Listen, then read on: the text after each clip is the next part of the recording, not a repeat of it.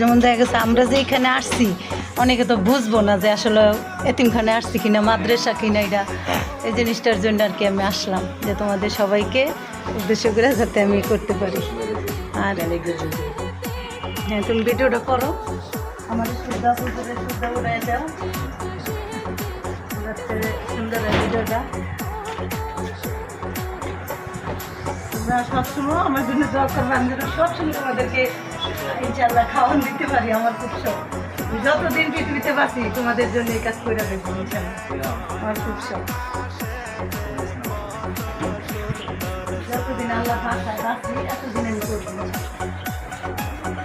আমার খুব শখ, আমি ছোটবেলা থেকে আমি ছোট বাচ্চাদেরকে আগে পড়াইতাম, বাংলা পড়াইতাম, এই জন্য আমার সবচেয়ে বেশি আসে যাতে এই জিনিসটা করলে আসলে দুনিয়ার জন্য ভালো, পরকালের জন্য ভালো। এটা তো সবাই বুঝে না, এই জন্য আমি চাই যে জিনিসটা যাতে সবাই বুঝে।